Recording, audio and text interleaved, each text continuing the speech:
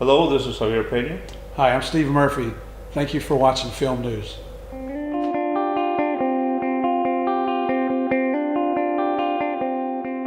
Steve Murphy and Javier Pena, it's great to see you both. Congratulations on an incredible tour you're about to take to the stage here at Brixton Academy. How's the show been so far? Good. It's been a lot of fun. We had some great audiences everywhere we've been. Yesterday was my wedding anniversary. Oh, and, congratulations. Of course, my wife's on another continent, so we got the crowd involved and they wished her a happy anniversary, so kept me out of the doghouse. Excellent. What does a typical evening involve? I'm sorry? What does a typical evening involve?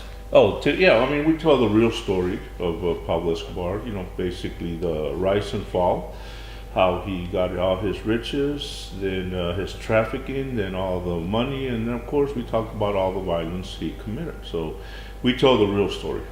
Yeah. I mean, Narcos obviously has been a tremendous success. Why do you think there's such a public fascination about Pablo Escobar? Nobody's more surprised by all this success than we are. We honestly didn't think anybody'd ever want to hear the story. And we were approached by two producers prior to Narcos. We turned them both down because they had personal agendas that they wanted to accomplish.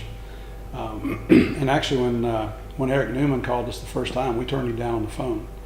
But he came and we had dinner with him and discussed the ideas and the plans and everything. And we felt comfortable working with him and the writers, and that's how this whole thing started. Yeah, I mean, are these talks partly geared at unromanticizing Escobar and the myth that has grown? Yeah, and like you said, the myth is that he was a Robin Hood, and we dispel that myth. Pablo Escobar was no Robin Hood. He killed thousands of innocent people, put bombs on commercial airline buildings, killed, 10 to 15,000 people. So we dismiss that myth, and we tell the real story. Yeah, I mean, Javier, you volunteered for assignment at the DEA office in Bogota. Did you have any idea that you'd end up on the Medellin case at the time? No, I was assigned. I got there and my boss says, you're going to be assigned to Medellin Cartel, and I did not even know who Pablo Escobar was. So I learned right away, got involved, and 6 years afterwards, he ends up getting killed. Yeah. I mean, what were your first impressions of each other when you first set eyes on each other? Well, it's just we had never met. So I had been working in Miami. I did know who Pablo was, but I'd never worked a case of this magnitude. Yeah. And I think it's typical when new agents meet in offices, especially in a foreign environment. The friendships develop very quickly because you kind of depend on each other. You have a very small group of American friends right there. So Javier was partnered with a guy named Gary Sheridan, who Gary and I had some common friends, and he and I became friends first, and then he introduced me to Javier, and that's how we became friends. And Gary got promoted and transferred, and that left Javier and I working together. Yeah, and you've been linked forevermore. Yeah, pretty much.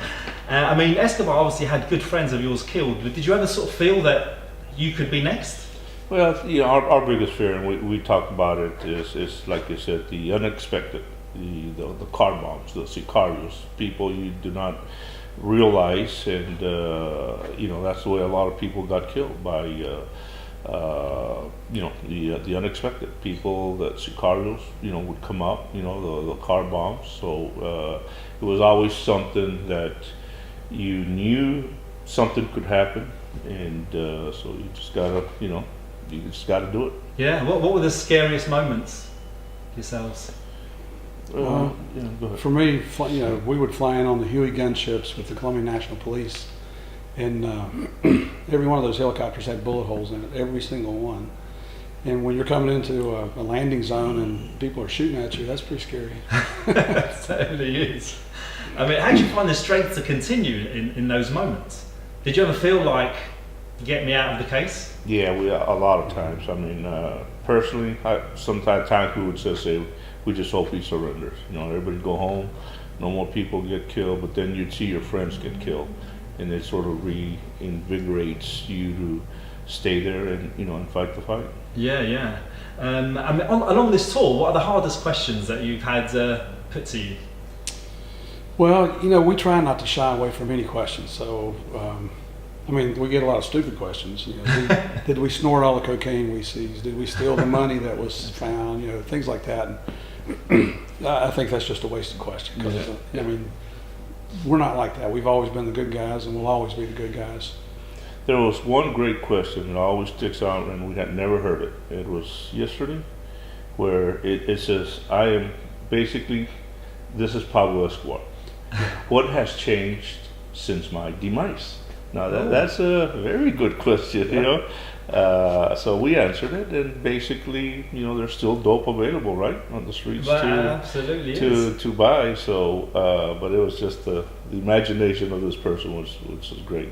Yeah, I mean, my next question would be, you know, are there any other Escobars out there, or could there be another Escobar in the future? The one who came close was Chapo. You know, we know he's in the United States right now, waiting trial.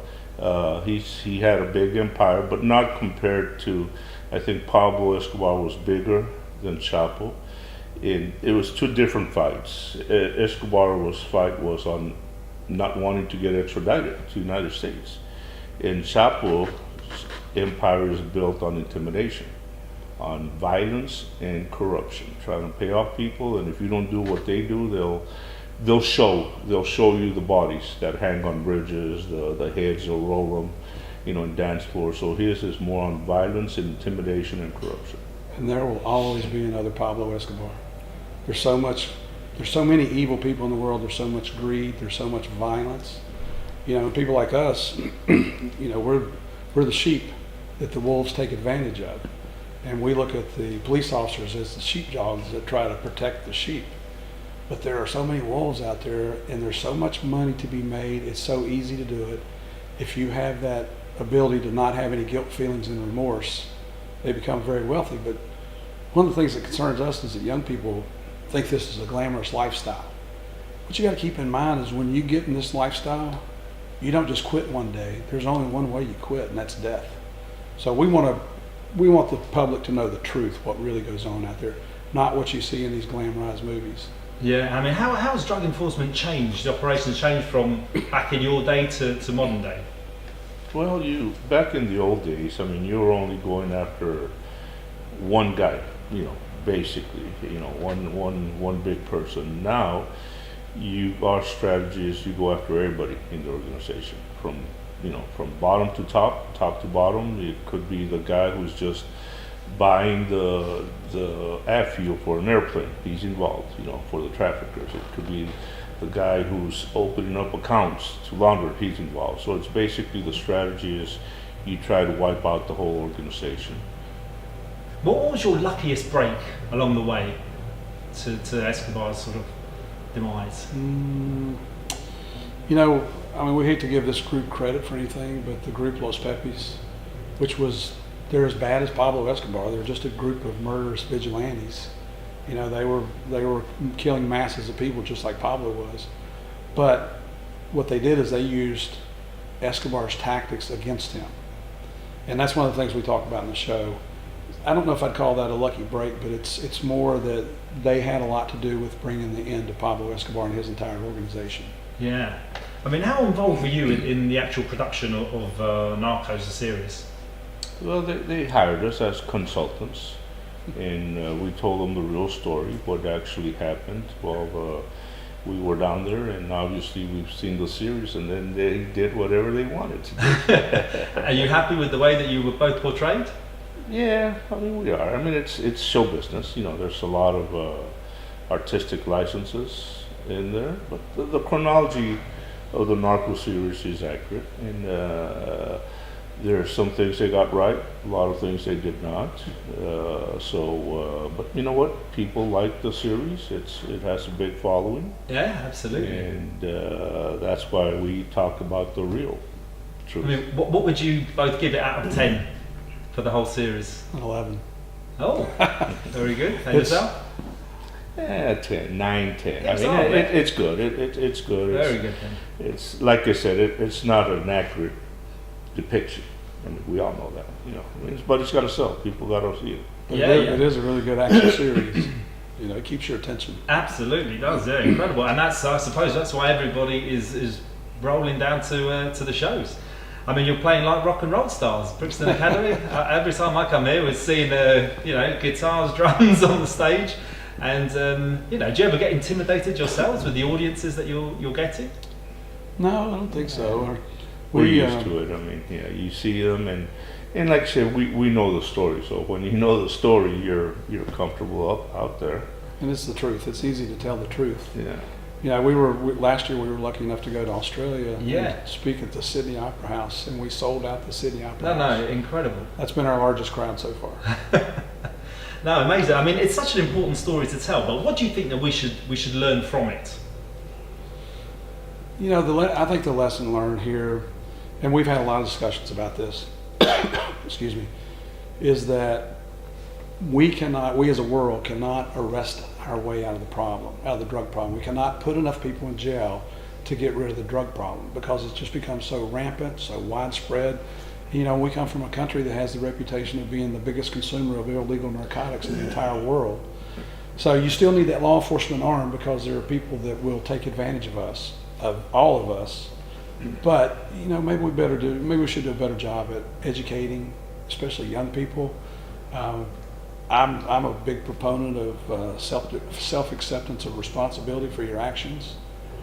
If you drink too much alcohol, you're going to get drunk, right? If you take illegal drugs, chances are you're going to become addicted or you're going to have an overdose. So that going into it. Honestly, we don't have the answer. If we had the answer, we'd probably all be wealthy and not sitting here talking to you right now. I mean, Steve, what was it like to finally stand over Escobar's dead body? It was honestly a feeling of elation because, Javier and I had been living in Medellin for 18 months. My wife's back in Bogota. We'd adopted our first daughter. And, I would get to go home on weekends occasionally, and that's not a family life at all. But my wife understood the mission we were on was that important, that the mission was going to have to take priority over the family just for a short time, time frame. So, thank God I married the right woman who was willing to put up with that. Yeah. I mean, did it feel like you'd summited Everest at that point? Yeah, I mean, it was. The thing is, like I said, it was vengeance. Killed thousands and thousands of innocent people, and everybody was afraid of Pablo Escobar. So once he was killed, I think everybody was.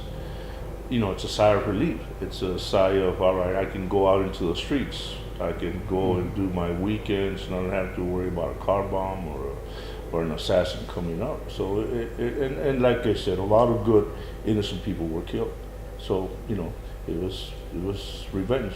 Yeah. Are there any other sort of Escobar-related projects that you have in the pipeline?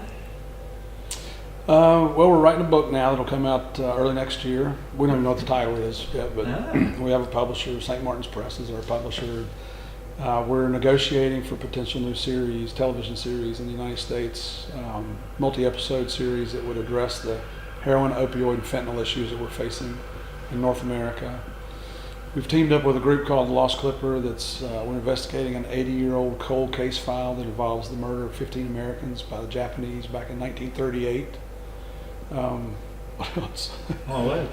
There's a couple other things. Several documentaries in the works. But you're keeping busy. Yeah. I mean, thanks a lot for your time. It's been a pleasure, and very much looking forward to the show. Okay. I mean, it's been a roller coaster of a ride. I mean, knowing what you do, would you do it all over again? You mean the DEA part or this part? The DEA part.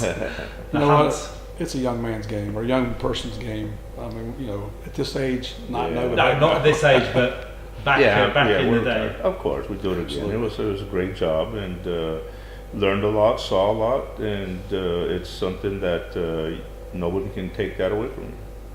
Fantastic. Well, thanks a lot for your time.